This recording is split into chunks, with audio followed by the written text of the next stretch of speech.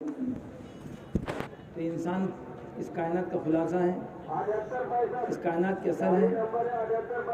یہ انسان دنیا میں صحیح زندگی گزارے، اپنے مقصد کو پہچان کر زندگی گزارے اور اپنے خالق و مالک کو مان کر اس کی مان کے زندگی گزارے۔ ایک اللہ کو ماننا، ایک اللہ کی ماننا اور ایک اللہ سے ماننا۔ اللہ کو ماننا ایمان، اللہ کی ماننا نماز اور اللہ سے مانگنا دعا، یہ مسائل کا حل ہے۔ تو انسان دنیا میں صحیح زندگی گزارے، اپنے مقصد کو پہچان کر زندگی گزارے اور اپنے خالق و مالک کو مان کر اس کی مان کے زندگی گزاریں۔ اس لیے اللہ تبارک تعالیٰ نے کم و بیش 1.25 لاکھ انبیاء کرام علیہ السلام کو انسانوں کی ہدایت کے لیے بھیجا۔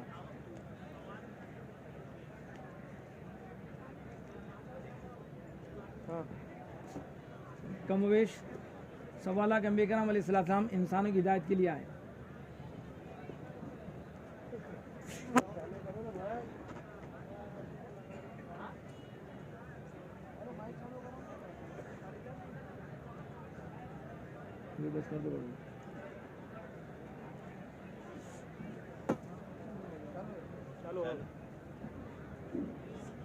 چلو 1.25 لاکھ انبیاء کرام علیہ السلام انسانوں کی ہدایت کے لیے آئے۔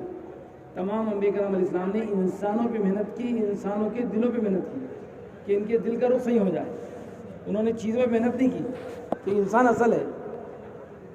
بچپن میں ایک چھوٹا واقعہ سنے نا، بعض مثالیں ایسی رہتی، چھوٹی رہتی لیکن بڑے مضمون سے بے نیاز کر دیتی کہ کلاس ٹیچر نے، استاد نے بچوں سے کہا کہ دیکھو دنیا کا نقشہ ہے یہ، اس کے کئی حصے کر دیے، اس کو درست کر کے لاؤ۔ اب دنیا کا نقشہ درست کرنا اتنا آسان نہیں ہے، جس کی نظر پوری دنیا پہ وہی کر سکتا۔ ایک بچہ بہت جلدی درست کر کے لایا، استاد خوش ہوئے، ماشاءاللہ آپ نے بہت جلدی درست کر دیے۔ بچے نے کہا کہ استاد جی بات درس یہ ہے کہ میں نے دیکھا جو دنیا کا نقشہ ہے نا، اس کے پیچھے ایک آدمی کی تصویر بنی ہوئی تھی، تو میں نے اس کو جوڑ دیا، سر کہاں ہے، ہاتھ کہاں ہے، پیر کہاں ہے، تو آدمی کی تصویر صحیح ہو گئی تو دنیا کا نقشہ صحیح ہو گیا۔ یہ انسان صحیح ہو جائے تو کائنات کا نظام صحیح ہو جائے۔ کائنات کا نظام انسانوں سے، انسانوں کے اعمال سے، ایمان والوں کے اعمال سے۔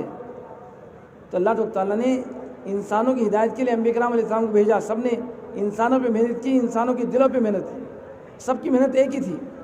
نبی بدلے، دعوت کبھی نہیں بدلی۔ پہلے نبی آدم علیہ السلام، ان کی دعوت وہی تھی، لا الہ الا اللہ آدم صفی اللہ، لا الہ الا اللہ نوح نجی اللہ، لا الہ الا اللہ ابراہیم خلیل اللہ، لا الہ الا اللہ اسماعیل ذبیح اللہ، لا الہ الا اللہ موسیٰ کلیم اللہ، لا الہ الا اللہ عیسیٰ روح اللہ، لا الہ الا اللہ محمد رسول اللہ۔ درمیان میں جتنے بھی نبی ہیں، کم و بیش 1.25 لاکھ، سب کی دعوت یہ تھی۔ نبی بدلے، دعوت کبھی نہیں بدلی۔ ہر زمانے کا باطل الگ ملے گا آپ کو، تاریخ اٹھا کے دیکھ لو، جاننے والے سے پوچھ لو، ہر زمانے کا باطل الگ تھا۔ ہر زمانے کے ہر باطل کو اللہ تبارک تعالیٰ نے اس دعوت کی محنت کے ذریعے توڑا۔ ہر زمانے کا ہر باطل زیر ہوا، ہر زمانے کا ہر باطل ٹوٹا اس محنت کے ذریعے سے۔ بزرگ فرماتے ہیں اس زمانے کا باطل بھی اور قیامت تک جتنے باطل جس شکل میں آئیں گے، حق کی محنت ایک ہی ہے، باطل کی مختلف شکلیں ہیں، حق ایک ہی ہے۔ تو قیامت تک جتنے باطل جس شکل میں آئیں گے، اللہ ان سب کو توڑیں گے، ان سب کو زیر کریں گے، بشرطِ دعوت اور کلمہ حقیقت کے ساتھ ہماری زندگی میں آ جائے۔ محنت ہے، اس کے لیے بار بار جوڑنا، اجتماع ہونا۔ یہ ہمارا اجتماع 3 دن کے لیے مسجد ہے دوستو۔ ہاں، جیسا مسجد کا ہم احترام کرتے ہیں، اس پنڈال کا احترام کریں۔ یہ کوئی ساتھی بیڑی نہ پیے، نہ خود پیے، نہ کسی کو پینے دے۔ ہاں، کوئی ایسی حرکت نہ کریں جو مسجد میں نہیں کرتے ہم۔ نہ فوٹو گرافی کریں، کسی فوٹو لیں، نہ کسی کو فوٹو لینے کی اجازت دے۔ ہاں، کہتے ہیں نا برائی کو روکنا 3 درجے ہے، طاقت کے استعمال کر کے، زبان سمجھا کے یا پھر دل میں برا سمجھ۔ یہ 3 دن تک اس کو مسجد سمجھے۔ یہ پہلے آنے والا مجمع ہے، یہ جتنا جمیں گا بعد کے آنے والے کو ثواب کیا آپ کے نام عمل میں رہے گا، جمنا۔ یہ محنت ہے دوستو، یہ بہت سادہ محنت ہے۔ اس مولانا سعید مکی فرماتے تھے کہ اس کام کی بلندی کو اس کی سادگی نے ڈھانپ لیا، ان لوگوں کو جچتا نہیں۔ اور کام کیا ہے؟ کام یہ ہے کہ پوری انسانیت کو حیوانیت سے اٹھا کر خلافت پہ لا کے کھڑا کرنا، یہ دعوت کا کام، پوری انسانیت کو۔ کیوں اللہ نے ہر ایک میں اس صفت رکھی ہے۔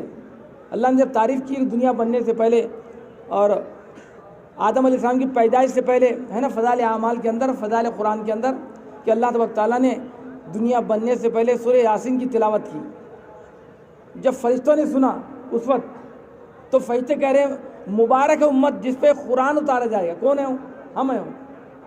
جیسے ہمارے آقا کے بعد کوئی نبی نہیں، اس امت کے بعد کوئی امت نہیں۔ مبارک امت جس پہ قرآن اتارا جائے گا، اور مبارک زبانیں جو اس کو تلاوت کریں گی، اور مبارک دل جو اس کو اٹھائیں گے ہمارے تعلق۔ تو اللہ نے صفت رکھی ہے اس امت کے اندر، اللہ نے تعریف کی ہماری، کنتم خیر امہ، تو قیامت سے پہلے جو ایمان والے پیدا ہوں گے اللہ نے ان کے اندر بھی وہ صفت رکھی ہے کہ تم بہترین امت ہو۔ ہم سنتے نا کہ حضرت عمر رضی اللہ عنہ دور خلافت میں جا رہے تھے، ایک وادی کی طرف دیکھنے لگے، کہا امیر المومنین کیا دیکھ رہے ہیں آپ؟ کہا کہ اس وادی میں اپنے خالاؤں کے جانور چرانے کے لیے آتا تھا میں، تو میری خالائیں مجھے کچھ کشمش اور کچھ کھجور دے دیا کرتی تھی، اور مجھ سے کہتی تھی عمر تو بڑا ہو کے کیا کریں گا؟ ارے تجھے تو اونٹ چرانا نہیں آتا، تجھے تو جانور چرانا نہیں آتا، تو بڑا ہو کے کیا کریں گا؟ کہا کہ بے ایمانی کی نوست تھی کہ میں جانور کو صحیح چرا نہیں سکتا تھا۔ یہ ایمان کا نور، اللہ کے نبیوں کی صحبت، اور اللہ نے دعوت کا میدان دیا، اللہ نے اتنی بڑی ذمہ داری لی کہ انسانوں کو چرا کے بتا دیا کہ اللہ نے اس امت کے اندر ایک جوہر رکھا ہے، اس جوہر کے صحیح استعمال ہونے کا میدان دعوت ہے۔ یہ ہمارا میدان ہے جو چھوڑ دیا ہم نے، اصل میدان کی طرف پوری امت کو بلایا جا رہا ہے، اس سے تمام چیزیں وابستہ ہیں، پوری امت کے ہر لائن کی سر بلندی، سرخ روئی، چین، سکون، اطمینان، نظامت، خلافت، حفاظت، جتنی چیزیں میں، آپ اور ہم سب ایمان والے کو لیے چاہ رہے ہیں، اللہ نے اس میرے میں چھپا کے رکھا ہے۔ میں اکثر مثال دیتا ہوں کہ جماعت جاری تھی، چند مفکر کھڑے ہوئے تھے، جماعت کو دیکھ کے یوں کہا کہ مسلمانوں کو سنہری دور آ رہا بولے، تو اس کے دوست نے پوچھا کس بنیاد پہ بات کہی آپ نے؟ کہا کہ جس کام کے کرنے سے مسلمانوں کو اور اسلام کو عروج حاصل ہوا تھا، مسلمانوں نے دوبارہ کام شروع کر دیے، بھلے منزل دور ہو، اگر ہمارا راستہ صحیح ہے تو انشاءاللہ ایک دن منزل پہ پہنچیں گے۔ یہ کام دیا اللہ نے، یہ معمولی محنت نہیں ہے۔ باطل طاقتیں ان کا ایک مشورہ ہوا کہ بھئی اسلام ایک ایسا مذہب جو پوری دنیا میں تیزی سے پھیل رہا، کیا کرنا چاہیے؟ ان کے بڑے بڑے ذمہ دار تھے، انہوں نے کہا کہ ان کو تو چھوڑ دو، ان کے حال پر ایک کام کرو، کوشش یہ کرو کہ ان کے اندر حضرت عمر جیسا آدمی پیدا نہ ہونے پائے، ان کے اندر خالد بن ولید جیسا آدمی پیدا نہ ہونے پائے، ان کے اندر بلال حبشی جیسا آدمی پیدا نہ ہونے پائے، ان کے اندر صلاح الدین ایوبی جیسا آدمی پیدا ہونے پائے، ان کے اندر طارق بن زیاد جیسا آدمی پیدا نہ، بس اتنی کوشش کرو، باقی ان کو اپنے حال پہ چھوڑو۔ اور ہماری محنت کیا ہے؟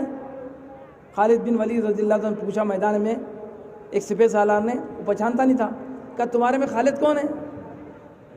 مشہور تھا کہ ان کے نام سے کوئی گھوڑا اگر جب بھدک جاتا تو مثال دیتے تھے، کیا تو نے خالد کو دیکھ لیا؟ تو کہہ سکتے تھے میرا نام خالد ہے، میں خالد ہوں۔ تاریخ نے جواب دیا، کہا کہ میری فوج کا ہر سپاہی خالد ہے گا، یہ بات الگ ہے کہ میرا نام بھی خالد ہے گا، تو ہم کو تو پیدا کرنا ہے۔ خالد بن ویسے جذبے والے، حضرت عمر جیسے جذبے والے، صلاح الدین ابھی جذبے والے، یہ محنت کے ذریعے پیدا ہوں، کہاں سے آئیں گے بولو؟ یہ محنت ہے، معمولی محنت نہیں ہے وہ سادہ، یہیں سے ملیں گے۔ ایمان والوں کو لاؤ، ایمان والا قیمتی ہے، ہیرا ہے وہ نالی میں ہیرا گرنے سے قیمت کم نہیں ہوتی، ایک گلاس پانی میں دھل جائیں گا، لے کے آؤ ان کو، اڈوں سے لے کے آؤ، سمجھاؤ کہ تمہارے کام ہے، ہم سب کے ذمہ کام ہے، اللہ نے کام دیا ہے، دین پہ چلنا بھی ہے، دین تک بلانا بھی ہے، ذمہ داری ہے۔ اللہ کے بندے ہونے کی، اللہ کی بندگی پہ آنا ہے، اس کے بعد چارے کار نہیں ہے۔ اللہ کا وعدہ، اللہ کی بندگی پہ آئیں گے، من عمل صالحا من ذکر او انثی وهو مؤمن فلنحيینہ حیاۃ طیبہ، اللہ تعالیٰ سکون چین کی زندگی دیں گے، جس کے لیے پوری دنیا بھاگ دوڑ کر رہی ہے۔ آج پوری دنیا کے انسان کیا چاہ رہے بولو؟ ایک بچے سے پوچھو تم محنت کر رہے ہیں، کیا چاہتے ہو؟ کہ پاس ہونا چاہتا ہوں، خالی مقصد پاس ہونا ہے نہیں، ڈگری لینا چاہتا ہوں، مقصد ڈگری لینا ہے نہیں، اس سے نوکری چاہتا ہوں، خالی مقصد نوکری نہیں، اس سے مال چاہتا ہوں، پھر اس کے ذریعے اچھی زندگی چاہتا ہوں۔ اللہ کا وعدہ اچھی زندگی دین کے اندر ہے، اسباب میں نہیں ہے، اتنے مراحل سے گزرنے کے بعد دینی زندگی میں ہوں۔ اور سکون چین کا تعلق روح سے ہے، جب تک روح کو روح کی غذا نہیں ملیں گی، آدمی سکون چین سے زندگی نہیں گزار سکتا۔ اگر مجھے پانی کی پیاس لگی اور آپ نے کوئی دوسری چیز لا کے دے تو وہ پانی کا بدل نہیں بن سکتی، پانی کی جگہ پانی چاہیے۔ پوری دنیا کے انسان پیاسے ہیں، پوری دنیا کے انسان، روح اللہ کو چاہتی ہے، اور ان کو وہ مال دے رہے اور فیکٹری دے رہے اور مکانات دے رہے اور گاڑیاں دے رہے، اس سے سکون نہیں مل سکتا۔ کھانے میں نمک کم بڑھ گیا، بادام ڈالنے سے نمک کی کمی پوری نہیں ہوگی، نمک کی جگہ نمک چاہیے۔ یہ دنیا کی ترقی اور سائنس ٹیکنالوجی یہ روح تک نہیں پہنچتی، اس لیے روح کے سکون کا ذریعہ نہیں بن سکتی۔ یہ سکون موسیقی میں نہیں، خوبصورت چہروں میں نہیں، شیئر مارکیٹ میں نہیں، بازاروں میں نہیں، اللہ نے جو چیز جہاں رکھی وہی ملنے والی، قرآن نے کہا کہ اللہ بذکر اللہ تطمئن القلوب، یاد رکھو دلوں کا چین اطمینان تو اللہ کی یاد میں ہے، اللہ کے احکامات میں ہے۔ یہاں چھپی دنیا کے انسانوں کو بتانا ہے تم جس چیز کی تلاش میں ہیں وہ چیز ہمارے پاس ہے، اور ہم اس کو لے کے بیٹھ گئے، ہمارے پاس ہے۔ ہمارے کو اللہ کے پیارے نبی صلی اللہ علیہ وسلم ہم کو ذمہ داری دی تھی، ایک بات دوسرے تک پہنچاؤ، تم ایک بات معلوم دوسرے کو پہنچاؤ، ہماری ذمہ داری تھی، اس سے تمام چیزیں وابستہ تھی۔ وہ اصل کام چھوڑ دیے، پوری امت کو اصل کام کی طرف بلایا جا رہا تھا۔ سکون چین کی زندگی اللہ نے اس کام کے اندر رکھا ہے۔ ہاں، یہ آنے والا مجمع یہ جمعے تو دوسروں کو جمانے کا ذریعہ بنے گا، اور 3 دن تک اس پنڈال کو آپ مسجد ہی سمجھیں، اپنے اجتماعی کاموں میں شریک رہیں، خطے والی جماعت اپنی پوری فکر کرے، اپنے خطے میں تمام ساتھیوں کو سمٹے، جو بھی آئیں، بھلے دوسرے خطے کے لوگ آئے تو تعلیم کا خیال کریں، صاف صفائی کریں، صفحے درست کریں، مکبر بنیں، ضرورت پڑے تو ہاں اس کا خیال کریں، تشکیل کریں، اور جماعتیں جو تیار ہیں ان کو تشکیل پنڈال پہنچائیں۔ سب کریں گے انشاءاللہ اس کی فکر۔ اللہ تعالیٰ ہم تمام کو کہنے سننے سے زیادہ عمل کرنے کی، اور عمل کر کے ان باتوں کو دوسروں کو پہنچانے کی توفیق عطا فرمائے۔